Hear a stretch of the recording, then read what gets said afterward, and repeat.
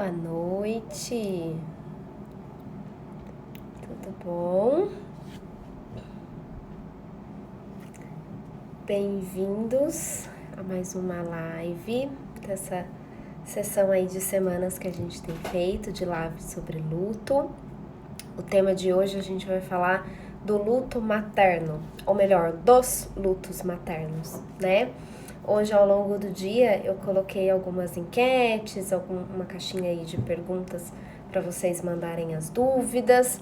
E eu já vou começar a live puxando algumas perguntas que me mandaram, bem significativas, que eu acho que vão orientando aí a nossa live de hoje, tá? Como eu coloquei lá, quando a gente fala de luto materno, a gente não fala de um tipo só, né? A gente fala de todo tipo de luto que é referente à maternidade. Então, se uma mãe perdeu seu filho já nascido, já crescido, independente da idade, a gente está falando de um luto materno. Se a gente tem uma mãe que perdeu seu filho ainda na gestação ou nos próximos dias, ali até o primeiro mês de vida, a gente tem o luto que é chamado de luto perinatal, que é junto com o luto gestacional, com o luto de um natimorto ou de um recém-nascido que falece até o primeiro ano de vida. Se a gente tem uma mãe que o filho desapareceu, que ela não sabe do paradeiro, isso é um luto materno. Se a gente tem questões de infertilidade, isso também é um luto materno. Então, todo tipo de processo decorrente de alguma perda que envolva questões de maternidade, a gente está falando de luto materno. Quando a gente entra na área de pesquisas e estudos sobre luto materno, todos, num consenso, falam de descrevem como uma perda irreparável, um vazio inimaginável, né? Sempre não hierarquizando esse tipo de dor, mas colocam essa dor como a mais devastadora que a gente consegue ali observar numa prática com enlutados, né? E a gente pode definir que existem dois fatores principais decorrentes do porquê essa perda acaba sendo tão irreparável assim, né? O primeiro deles, segundo os estudos, é de que seria contra o ciclo da vida, né? O ciclo da vida que a gente, de uma certa forma, espera e se prepara é que um filho enterre a mãe, um filho enterre os pais, né? Por uma questão do ciclo da vida, de faixa etária. Nunca a gente espera que uma mãe enterre o filho, independente da idade, independente do tempo que conviveram juntos, né? Então, isso é um dos fatores do porquê que acaba sendo uma perda tão assim, inimaginável de se viver. O segundo ponto é que, exatamente por ser uma questão que vai contra o ciclo da vida, geralmente essa morte traz algumas características que podem ser consideradas trágicas, traumáticas ou até violentas, né? Diferente de uma pessoa com uma idade já mais avançada, que ela vai falecer pelo que a gente chama de causas naturais, ela pode vir a falecer de causas naturais. Uma criança ou um bebê ou ainda um feto, é muito difícil falecer nessas condições, né? Ele vai falecer de alguma doença e ainda assim isso vai ser trágico. Ou ele vai falecer por algum acidente, vai falecer por algum ato de violência, né? De novo, questões que vão contra o que a gente espera de mundo presumido da vida. Lembra, lá na nossa primeira live, eu trouxe o conceito de luto, de mundo presumido, que é fundamental quando a gente vai estudar luto, né? A certeza de vida que a gente tem é que os pais vão primeiro que os filhos.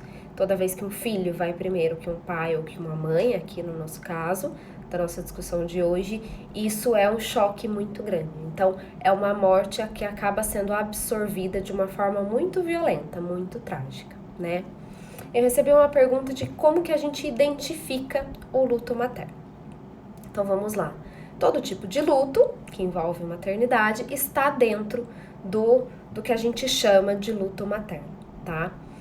Eu já disse aqui em algumas outras lives que a gente não tem características, esse luto se manifesta assim, esse luto se manifesta daquele outro jeito. Quando a gente estuda as manifestações do luto, a gente está falando de forma geral, tá? Então, por exemplo, a tristeza, a raiva, a culpa, o questionamento, o sentido de vazio, a perda de sentido da vida, a crise de fé, a crise de identidade, todas essas manifestações, entre outras, podem se manifestar em qualquer tipo de luto, tá? Isso é importante a gente frisar.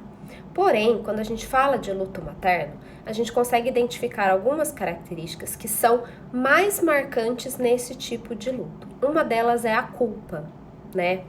Acho que quem é mãe aí talvez vai concordar comigo que depois que a gente se torna mãe, né, nós mulheres, a gente acaba carregando a mochilinha da culpa o tempo todo.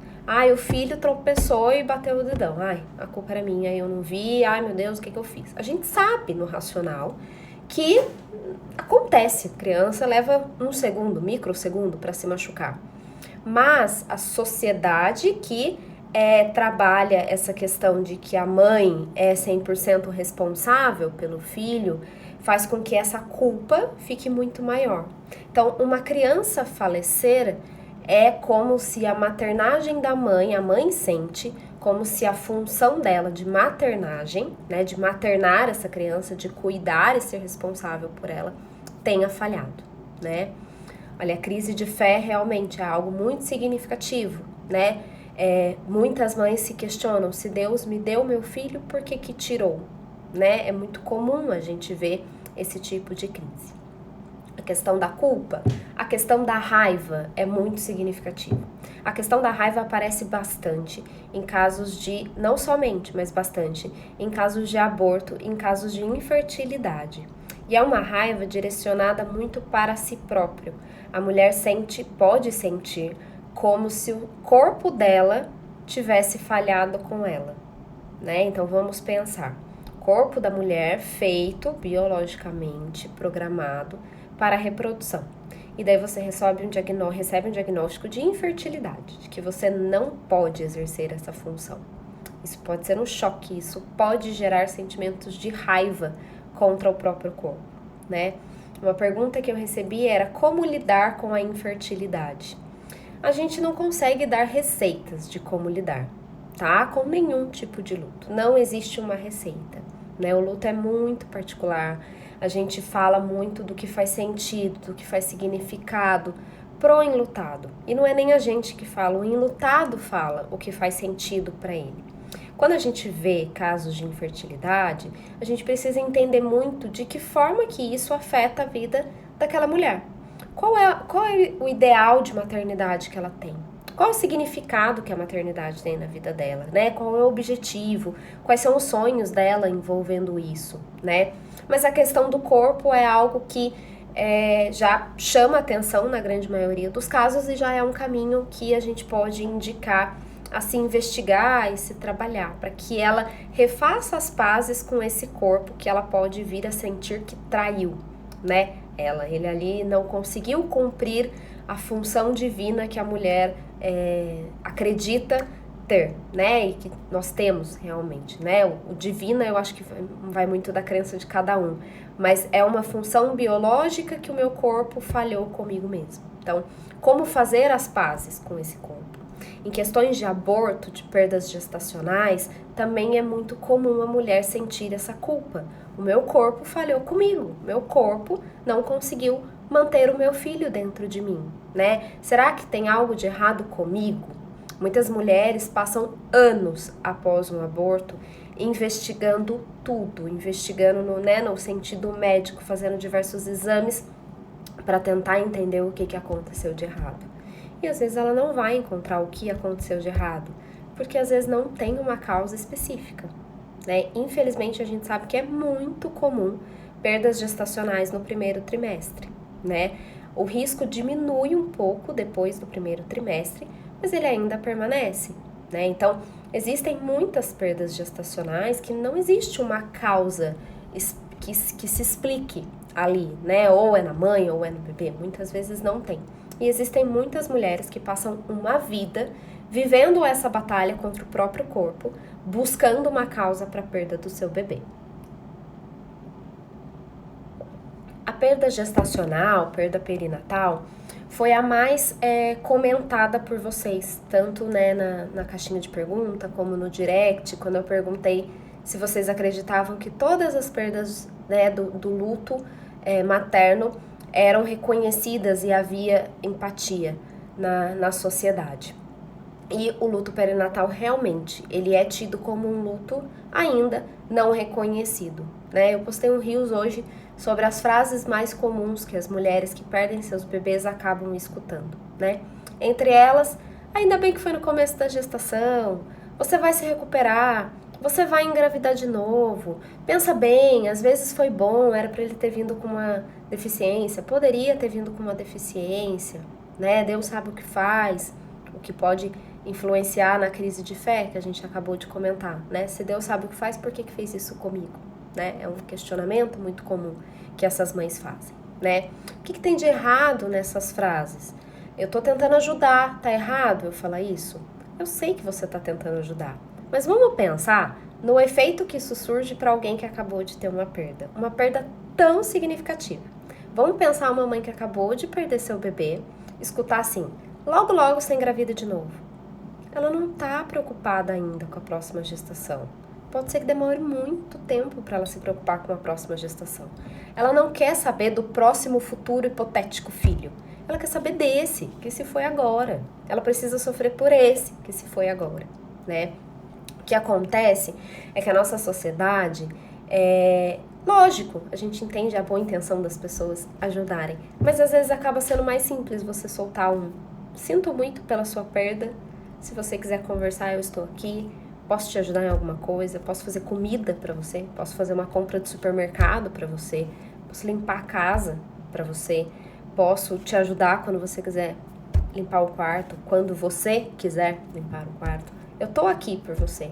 Às vezes é mais simples do que a gente ficar tentando ali pisar em ovos e falar do assunto, né? Uma vez uma paciente minha que tinha perdido um bebê falou assim, eu não ligo das pessoas perguntarem do que aconteceu e quererem conversar com isso, mas desde que elas estejam realmente disponíveis para conversar sobre isso. Não me pergunta e fica ali tentando comer pelas beiradas o assunto. Isso me incomoda muito mais, né? Algo também que as mães que em perda gestacional, em perda perinatal, sofrem muito, isso no âmbito muito familiar. O que elas sentem é que o seu bebê não tem lugar dentro daquela família. Por conta do fato dele não ter existido muito tempo da maneira concreta, muito tempo ali convivendo com os outros membros da família, é como se ele não tivesse existido. Mas vamos lembrar que para essa mãe, até para o pai, para esse núcleo familiar, esse bebê existiu. Esse bebê passou a existir ali no sinal de positivo no teste de gravidez. Muitas vezes, bem antes disso. Muitas vezes esse bebê já existiu psiquicamente há muito tempo. Então, quando uma mãe perde um bebê, independente de qual período de gestação a gente esteja falando, independente se ela já teve ultrassom, independente se ela já viu o rostinho, independente se ela já comprou alguma coisa, aqui e aqui, esse bebê já existia. A vida dessa mãe, o mundo presumido dessa mãe, já incluía esse bebê. E a perda significativa inclui tudo isso. É perder um sonho, é perder a projeção, é perder o seu senso de hereditariedade, o seu senso de legado, né? Filho é o legado que a gente deixa para o mundo, é parte do nosso legado. Então, perder um filho está incluído em perder esse legado, em perder essa noção de hereditariedade, né? Então, a uma mãe perder o seu bebezinho, está envolvido tudo isso, né? Independente do tempo que ela teve junto com ele, né? E daí, quando a gente fala de perda gestacional, fica muito focado no luto materno e pouco se fala do pai, né? Por que pouco se fala do pai? Ah, o pai não tá enlutado? O pai não tá sentindo? Tá, o pai também tá sentindo. Mas o que a gente observa na maioria dos casais é a dinâmica do pai, pelo menos tentar e fazer o seu esforço de se manter forte o suficiente para conseguir dar apoio para a mãe, né? A mãe, na gestação, era quem estava numa conexão mais forte com esse bebê. Numa conexão biológica, numa questão física, hormonal, interligados, literalmente. O pai, no início ali, né, até a criança nascer, até a criança se tocar que o pai existe, que não precisa só da mãe, demora um tempo. Então, psiquicamente, pode demorar um tempo para o pai se sentir parte daquela cena. É lógico que ele fica triste, mas socialmente o que a gente espera do homem? A gente espera a postura firme, a postura de forte, a postura do racional que resolve os problemas e que não chora. Então a sociedade coloca muita pressão também no homem, o que acaba complicando essa posição e o papel dele diante de um luto que também é dele. Né? O luto materno, a perda de um filho, pode repercutir de forma muito significativa e negativa no casamento, na relação amorosa que existe ali entre os pais do bebê. Muito por conta, às vezes, do homem não se sentir visto, não se sentir reconhecido dentro desse processo de luto, da mãe, muitas vezes, desenvolver algum tipo de raiva ou aversão àquela pessoa que está ali do lado. A mãe acaba desenvolvendo um isolamento muito grande dentro de si, dentro da própria dor, muitas vezes sem receber a ajuda necessária, a ajuda qualificada para conseguir sair desse mundo focado só na perda, e realmente o casamento pode vir a desmoronar, o que se torna mais uma questão para essa mulher, para essa mãe acabar tendo que lidar, né? Acabar tendo que sofrer, né? Então, são questões significativas que aparecem muito nesses tipos de luto materno, tá? Deixa eu só ler um comentário aqui que eu perdi, que eu tava aqui na empolgação falando. Passei mais de um ano de médico em médico, cheguei a fazer uma ressonância com contraste e nada foi achado. Sobre a questão, né, da mãe em perda gestacional que fica procurando, né, o que aconteceu. Isso realmente é muito comum. Em alguns casos não se encontra nada. Em alguns outros casos, a mãe prefere nem fazer nenhum exame, ela prefere não descobrir o que aconteceu. Tem algumas mães que não autorizam, por exemplo, a autópsia do bebê, porque não querem que o corpo do bebê seja manipulado depois da morte, depois do falecimento. Então, preferem não entrar nesse critério de diagnóstico, tá? Uma outra questão que é bem comum de mães que perdem seus filhos. E daí a gente vê também essa questão em mães que perdem os seus filhos um pouco mais velhos. Filhos que foram, né, que faleceram por alguma doença específica ou por alguma causa de violência, né, por algum acidente, por alguma questão mais trágica ou alguma doença muito específica. O que é comum, como parte até do enfrentamento do luto dessas mães, é que elas entrem em causas sociais envolvidas no tema da morte do seu filho. Então elas acabam se engajando, por exemplo, perdi um filho por... vou pegar um exemplo da mídia. Daquela moça, daquela mulher que era empregada doméstica em Recife, se eu não me engano, e a patroa dela acabou, né, sendo negligente com o menininho veio a falecer, o Miguel, se eu não me engano o nome dele, com 5 anos, caindo do prédio. Ela agora entrou para a faculdade de Direito, super engajada, querendo buscar justiça pelo que aconteceu com o filho dela. Isso faz parte do processo de enfrentamento dessa mãe. Eu não me recordo o nome dela, perdão. Mas isso faz parte do processo de enfrentamento dela, né? E isso faz parte de muitos processos de enfrentamento de luto materno. É bem comum a gente ver isso. O meu caso, após o aborto, só fui procurar médico depois de 1 ano. Aí me senti forte para investigar o porquê do aborto. Até então, só senti culpa.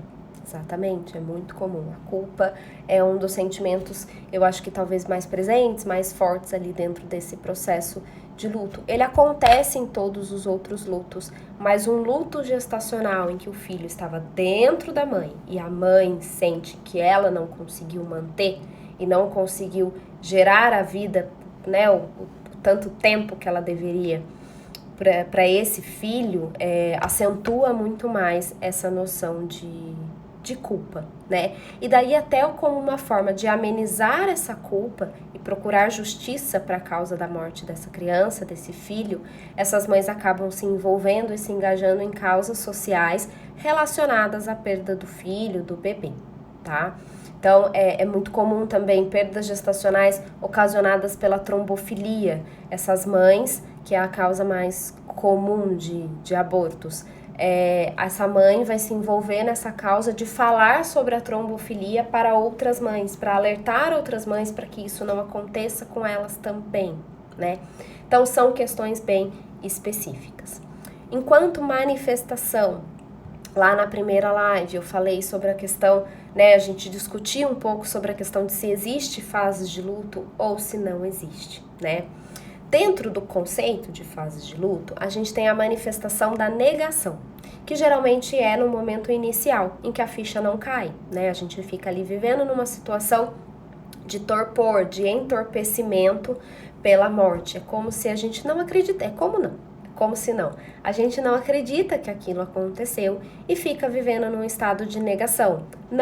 Nem sempre consciente, mas fica ali naquele momento. A negação no luto materno é a manifestação mais comum e que pode vir a durar mais tempo do que em outros tipos de morte, tá?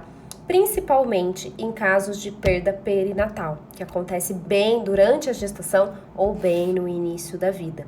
Por quê? Porque ainda não existia uma convivência cotidiana tão presente com esse filho, né? Ou muitas vezes numa perda gestacional, o corpo demora um pouco mais de tempo para se recuperar, né, da gestação que até então ali estava acontecendo. Então, essas questões da realidade, dos fatos de realidade, colaboram de uma certa forma para que a negação se mantenha por mais tempo. Por conta disso, a gente tem os órgãos que regulamentam transtornos mentais, doenças mentais, como por exemplo o DSM, CID, que até então catalogavam luto patológico só depois de, após 2 anos. Eu já discuti um pouco isso também, refleti um pouco isso também aqui no perfil, essa questão do tempo cronológico do luto que a gente não fala mais. Mas até então, quando ainda se focava muito na questão do luto complicado ou o que era chamado de luto patológico ser acima dos 2 anos, o CID-10, que é o controle de doenças que os médicos usam, eles alteraram o tempo do luto materno para um tempo maior, porque eles passaram a entender que seriam quase como que um luto à parte, não seria um luto de mesmas manifestações na mesma cronologia que outros lutos.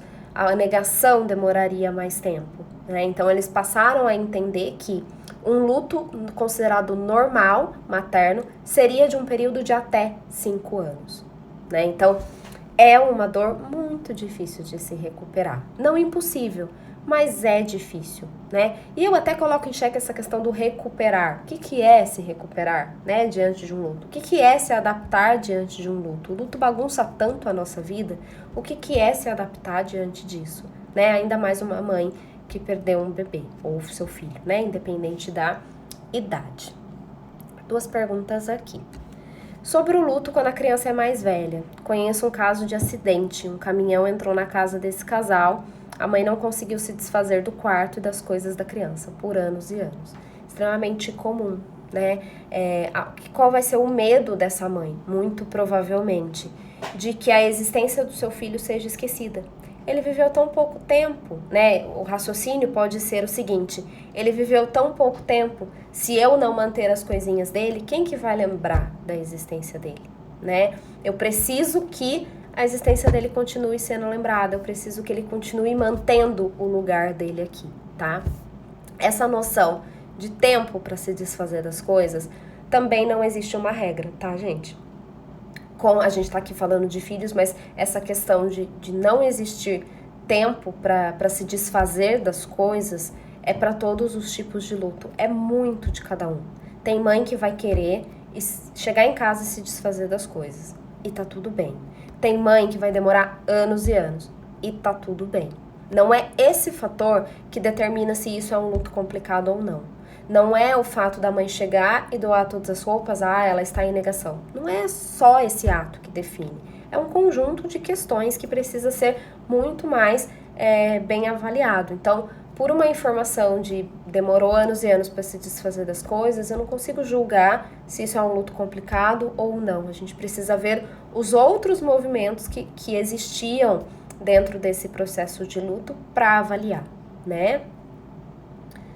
Estava internada para ganhar o meu bebê e internaram no mesmo quarto uma mamãe que tinha acabado de ter um aborto. Ela estava muito triste e ficar em um quarto cheio de grávidas só a deixava pior.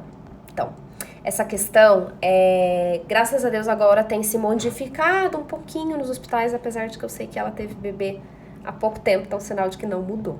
Mas varia muito de hospital, né?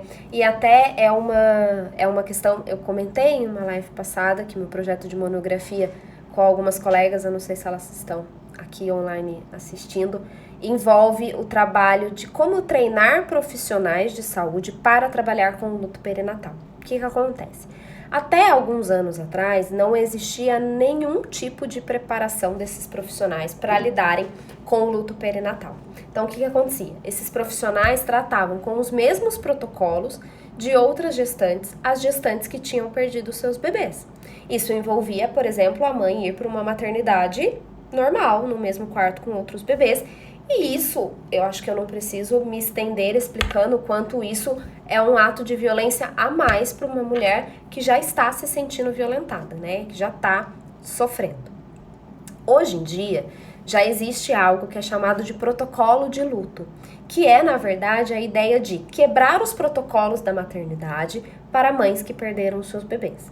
Então, em alguns hospitais já existe um setor de maternidade separado para essas mães, para que elas não tenham que conviver com os outros bebês, porque isso só machuca ainda mais, né? Uma mãe que perdeu o bebê, ela vai passar um tempo sem querer ver mulher grávida, sem querer ver bebê por perto, e isso é perfeitamente normal, e a gente precisa respeitar esse tempo e esse espaço dessa mãe, né? E daí, esse protocolo de luto envolve outras quebras de protocolo também, como, por exemplo, permitir que a mãe fique acompanhada de uma visita, geralmente o marido ou a mãe dela, o tempo todo, que não tenha uma restrição de horário de visita, para que ela possa receber apoio psicológico, apoio social em tempo integral, enquanto ela está internada naquele hospital, tá? Outra questão que tem se modificado também ao longo dos tempos, a possibilidade da mãe ver o seu bebê, né? Antigamente, eu lembro de um caso que eu atendi há alguns anos atrás, a mãe não havia nem sido questionada se ela queria ver o bebê. Ela havia perdido o bebê acho que é mais ou menos ali aos 5 meses da gestação, e ela não foi nem questionada. E ela queria saber o que ia acontecer com o bebê dela, ela queria poder ver, mesmo em condições de não formação total ainda dessa criança, e ela não pôde. Hoje em dia, o que esse protocolo de luto vai falar? A mãe tem o direito de escolher se ela quer ver o bebê ou não. Se ela não quiser, ok. Mas se ela quiser, ela tem esse direito. Ela tem o direito, depois de determinado peso do bebê, de fazer um enterro, de fazer um velório, de fazer um ritual. Em alguns hospitais, os hospitais permitem algum tipo de ritual mesmo abaixo desse peso. Não um ritual de enterro, de velório, porque isso ainda envolve alguns outros tipos de lei que o hospital não consegue quebrar sozinho, né? A gente iria para um outro parâmetro de legalidade.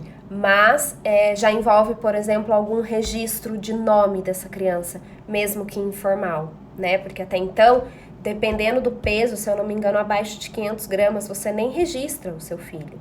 Então, olha a dor para essa mãe de que meu filho não vai nem existir para o mundo, porque eu não consegui nem registrá-lo, né? Então, são coisas que parecem muito pequenas para quem está de fora, para quem não está vivendo a situação. Mas para quem está vivendo uma situação dessa, ou para quem está acompanhando uma mãe passando por isso, é muito significativo. Gente, poder registrar o seu filho, isso é o básico que toda mãe quer. O que você passa pensando ali na gestação? Você passa tanto tempo na gestação pensando no nome que você vai dar pro seu filho, aí você tem um nome e você não pode registrar, sabe? É muito doído e é muito significativo ter essa possibilidade.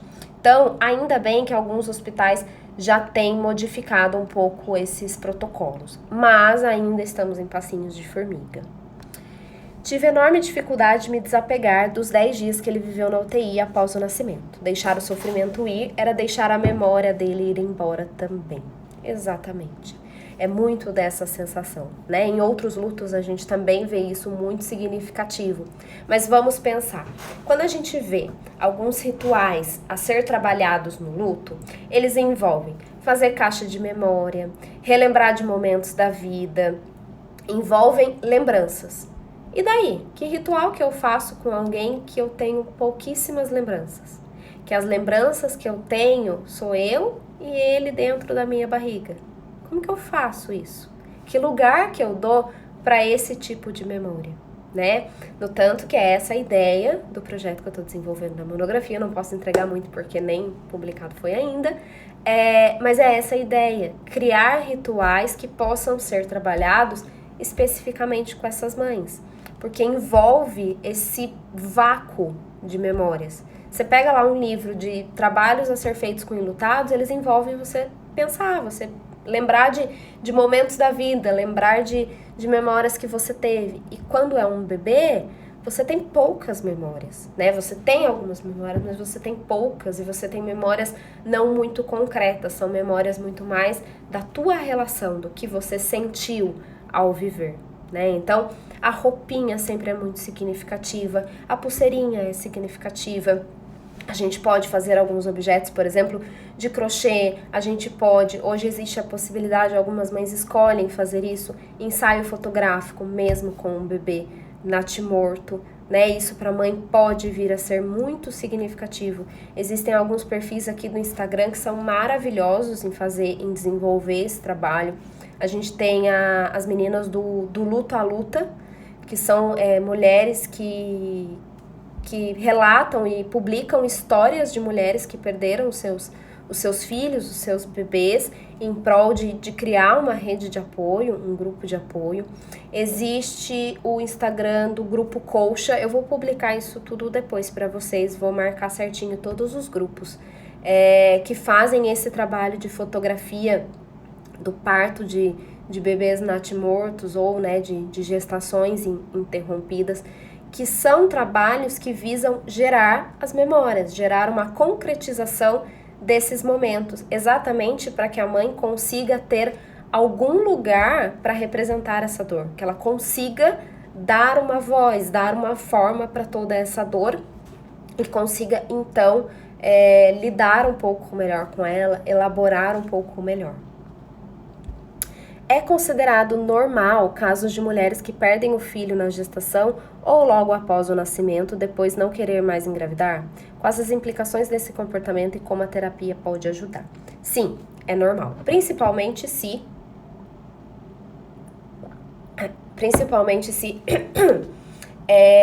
ela descobriu que é alguma coisa do corpo dela que infelizmente dificulta a permanência da gestação, que foi alguma coisa que ela se sinta culpada por ter produzido, né? Ou produzido alguma doença ou alguma questão, ou ela fantasie que pode ser isso, né? Nesses casos que não se encontra nada e fica esse mar de desconhecido.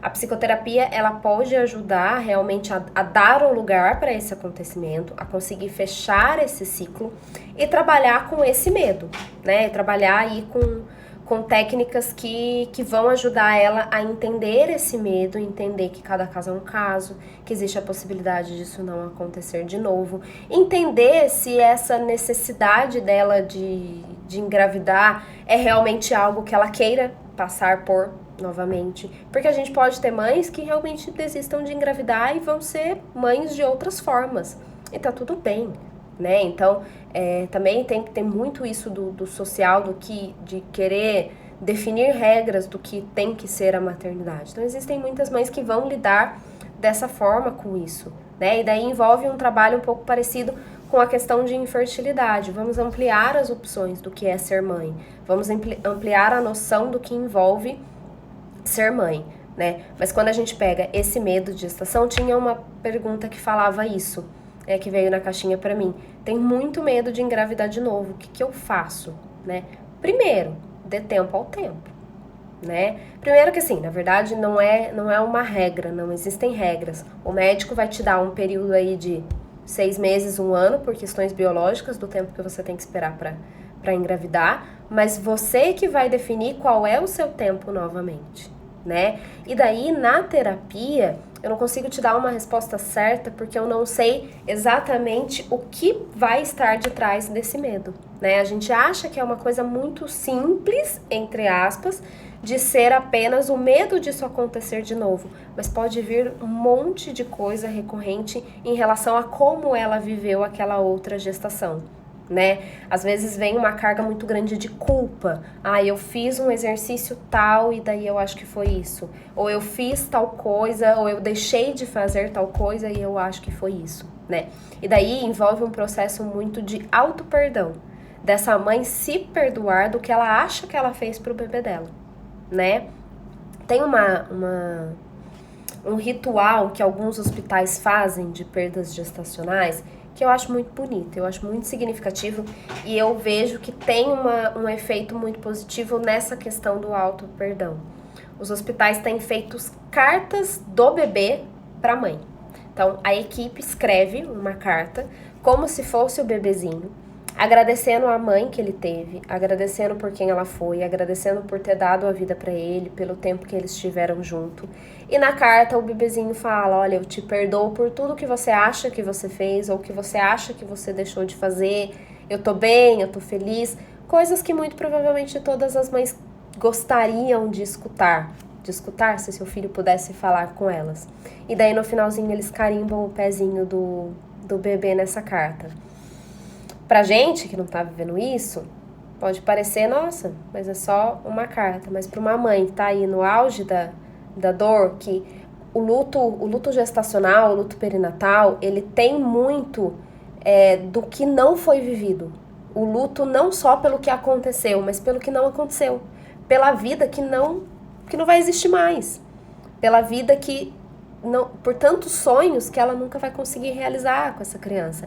É diferente de um luto por alguém que você, que teve toda uma vida e que você pensa, nossa, essa pessoa viveu bastante, dói do mesmo jeito, mas você tem isso para se segurar e a tentar amenizar um pouco a dor. Numa perda gestacional você não tem. Então a mãe, ela vai falar muito da dor, de tudo que ela não viu e não conseguiu viver com o seu filho. E essa carta, de uma certa forma, é uma técnica, é algo também de uma sensibilização que os enfermeiros, geralmente, que fazem isso, conseguem fazer ali naquele momento, né? Para tentar acalentar a dor dessa mãe, para tentar fechar esse ciclo e de que ela possa ter essa possibilidade de se perdoar pela culpa que ela acha que ela tem dentro do processo de morte do seu bebê, né? Eu vi a minha filha, fiquei com ela, tirei foto, tive parto normal, tive um velório lindo com a roupinha que eu escolhi para a saída da maternidade. Fiquei com meu marido nos 4 dias de internação, num quarto separado de outras mães e a Júlia teve registro. Isso é um tratamento humanizado na perda gestacional, né? Eu conheço o caso da Bruna e o quanto isso faz diferença em como vai se dar esse luto.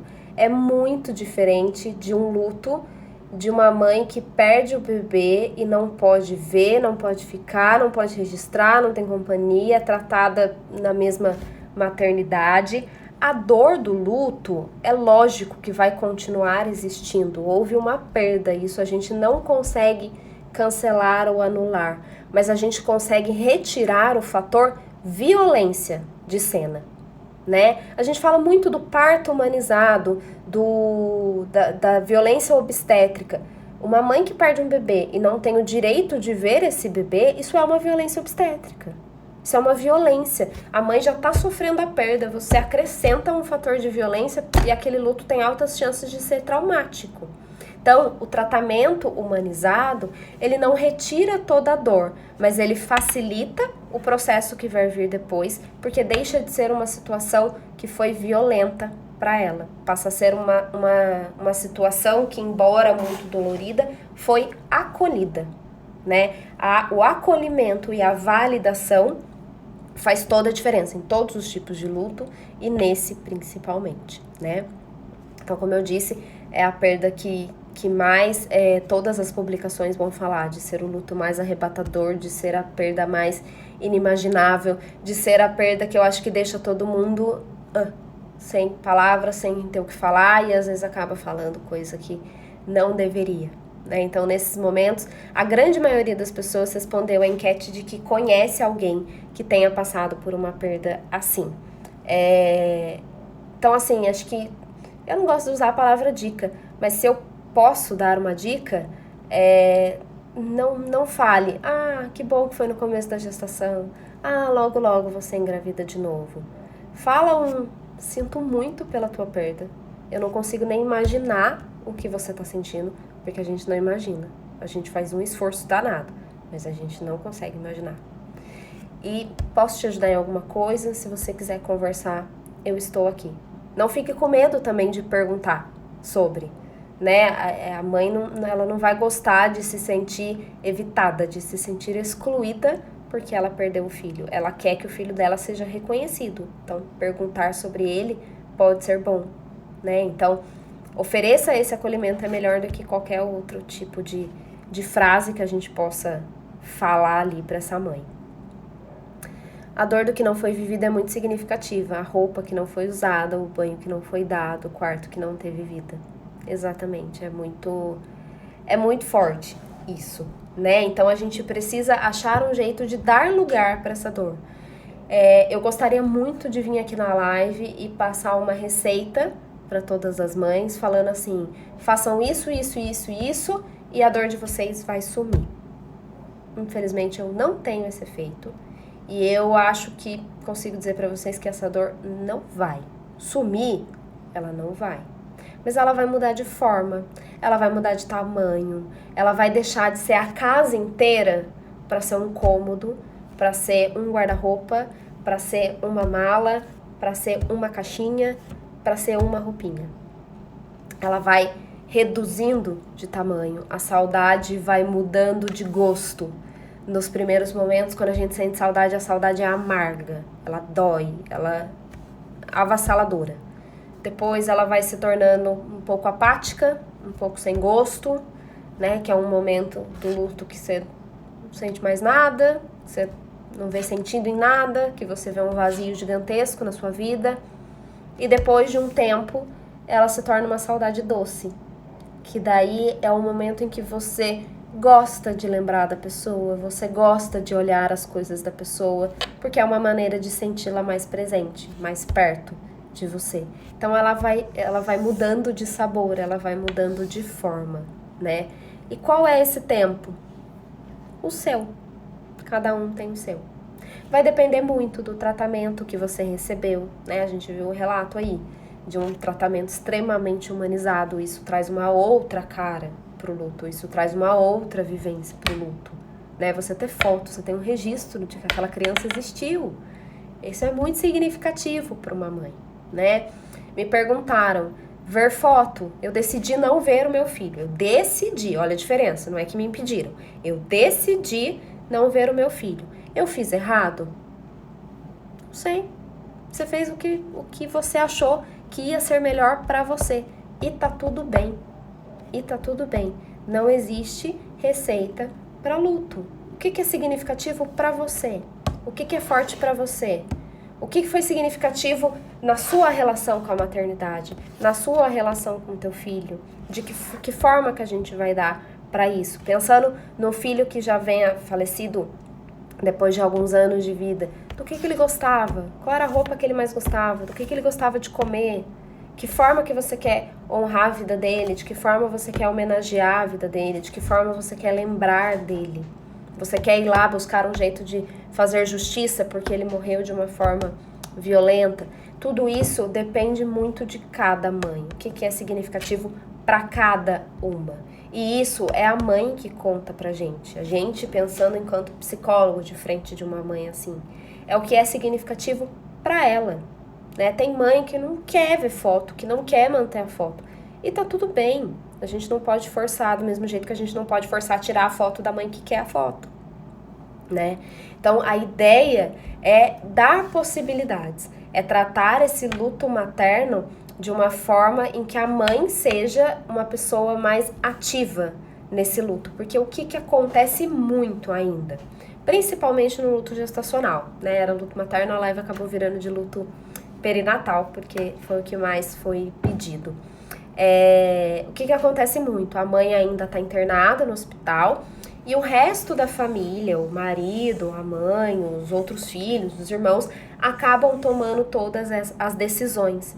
E daí a gente pode se dar conta de que algumas mães queriam ter um momento para desfazer do quarto, para voltar para o quarto do filho, e daí ela chega em casa e desfizeram do quarto. Desfizeram de tudo, sem a vontade dela. É diferente de se for com a vontade dela, mas sem a vontade dela.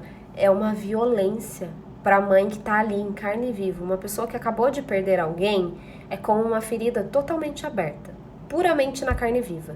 Como que a gente cura de uma ferida aberta? A gente chega a pôr na mão de qualquer jeito? Não. A gente higieniza a mão, a gente vai com instrumento, a gente vai com cuidado, a gente vai com remédio, a gente às vezes vai de longe, só olhando e acompanhando, até o momento em que aquela ferida se demonstra um pouco mais receptiva para um cuidado direto ali, né? Com a nossa mão, sempre com luvas, obviamente. Então, uma pessoa enlutada é da mesma forma.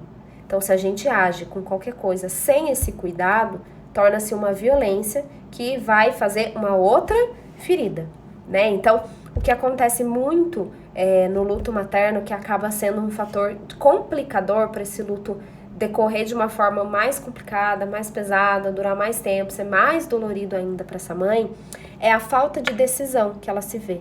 É a falta de um lugar ativo em que ela possa dizer o que ela quer que seja feito, né? Então, mudar os protocolos de atendimento dessas mães e o jeito de lidar com elas até fora do hospital é muito significativo. E eu acredito que é uma das formas mais presentes que a gente tem hoje para conseguir ajudar o maior número de mães, né? Então, se eu treino um profissional para ele conseguir lidar com as mães que vão aparecer no caminho dele, eu consigo atingir muito mais mães do que ir de mãe em mãe para fazer esse atendimento. Mais alguns comentários. Adoraria participar das suas pesquisas do tema. Estou à disposição. Muito obrigada. A gente não vai usar a participante, mas toda a informação e toda a pesquisa é válida. Já aconteceu comigo e eu não tinha entendido porque eu tinha ficado tão chateada, porque a sociedade disse que era assim que tinha que ser. Se desfizeram das coisas do meu filho. Então, né, a gente... e daí as pessoas, de novo, as pessoas não fazem na maldade. As pessoas fazem achando que elas estão ajudando, né? E eu acho que é esse o ponto. Trazer mais conscientização para talvez não fazer isso. Ou talvez perguntar para a mãe como que seria. De terapia, daí eu acho que sempre volta num ponto da nossa dificuldade de olhar para a morte, de falar sobre a morte, de falar sobre perdas no geral. Então, vamos desfazer para ela não ter que entrar em contato com essa realidade. Gente, não tem como ela não entrar em contato com essa realidade, né?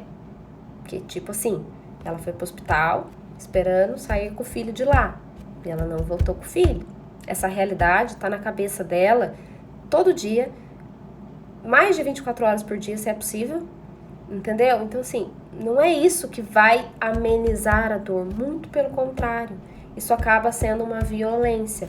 Não falar da morte não reduz a dor da perda, reduz a possibilidade de criarmos melhores estratégias de como lidar com isso, de como enfrentar essas situações. Não falar de um assunto não faz com que ele suma da nossa realidade, não faz com que ele suma da nossa vida. Então, precisamos falar mais sobre isso, né? Da forma adequada, da forma acolhedora, de uma forma que seja psicoeducativa, correta, mas precisamos falar mais sobre isso, né? Deixa eu ver se tem mais algum ponto. Alguém tem mais alguma dúvida? E o não reconhecimento da maternidade é outro fator, né? De não dizer que é mãe por ter isso, sim, acontece muito. você não é mãe, porque você não tem o seu filho vivo. É mãe, sim. Quem diz que é mãe, se é mãe, é a mãe. Quem é a gente para dizer se ela é mãe ou não? Não é? É a mesma coisa quando a gente falava do luto do pet na semana passada. Não estou querendo aqui fazer comparações, longe de mim, porque não existe esse tipo de comparação ou hierarquia em nível de perdas. Mas é a mesma lógica na questão do luto não reconhecido. Ai, era só um cachorro. Ai, mas era só um bebê e você não teve vida com ele, então você não é mãe. É mãe, sim, né? Essa criança existiu, foi o que eu disse, existiu psiquicamente, existiu aqui. Então você é mãe, sim. Nesse tema dos profissionais, vivi uma grande violência. Ele na UTI me dizia o tempo todo que eu tinha que ser forte e não podia chorar. Uma mãe com um filho morrendo e eu não podia nem chorar. Eu escutei um relato muito semelhante a isso, de que uma mãe falou pra mim que disseram pra ela que ela não podia chorar porque isso seria uma ingratidão da parte dela. Ela tinha que ser grata, né, nessa lógica de que o filho poderia vir a nascer com uma deficiência, então ela tinha que ser grata de que isso não tinha acontecido e ela não deveria chorar. É a velha história do engole o choro, né? Quem nunca aqui, quando criança, escutou a frase engole o choro? E daí eu acho que quando adulto a gente entende o quanto isso é dolorido. Engolir o choro dói muito. Engolir o choro por algo que você precisa chorar para dar vazão para isso, se é, né, o teu caso, é muito dolorido. É muito querer colocar para debaixo do tapete, né, a dor. De novo, não estou aqui culpando profissionais de saúde, apontando o dedo. Eu acho que tudo envolve uma falta de preparação para lidar com isso, né? E eu acho muito significativo realizar esse trabalho, né? Gente, daria para ficar uma vida aqui falando sobre esse tema, né? Eu acho que foi um tema que chamou bastante atenção. A grande maioria conhece mulheres que perderam seus filhos ou perderam seus próprios filhos em algum momento da vida, né? Mas infelizmente o nosso tempo está encerrando, né, da live. Mais uma vez eu quero agradecer muito a presença e a participação de todo mundo. Eu sempre falo isso aqui, as lives não têm o objetivo de trazer receitas de como viver esses lutos. Infelizmente eu não tenho essa receita e eu não acredito que exista essa receita, né? Se alguém por aí tá vendendo uma receita de 5 passos de como superar o seu luto, corre no sentido contrário, porque isso não existe, né? Essa ideia de que 5 passos e você vai superar, não. Infelizmente o luto a gente lida com ele e a gente vive ele. Essa coisa de superar dá a sensação de que ele é uma doença que a gente precisa se curar. E não é. Infelizmente ele faz parte da vida, né? Todos nós passamos ou iremos passar em algum momento, tá? Agradeço muito a participação de todo mundo. Foi muito bacana essas 3 semanas, né? Dessa fase aí de várias lives, essa vai ser a última, né? Também tenho o intuito de reforçar aí a Masterclass, que ainda está com as inscrições abertas até segunda-feira. Se você é profissional de saúde ou estudante da área de saúde e deseja conhecer um pouco mais sobre o luto, até para conseguir realizar um melhor trabalho junto dos seus clientes ou pacientes, não percam a oportunidade, tá? O link tá aqui na biografia, né, aqui na minha bio do perfil, até segunda-feira, abertas as inscrições. Já tem uma turma muito bacana, tem um pessoal aí que tá aqui na live que já está inscrita. Um beijo pra você, Bruna, um beijo pra Júlia, saudades de você, vê se volta. Um beijo a outra Júlia. Muito obrigada, gente, de verdade. Deixa eu só fazer um print aqui pra poder salvar. E a gente se vê em algum outro dia, em alguma outra live, tá bom? Muito obrigada, um beijo pra vocês e boa noite.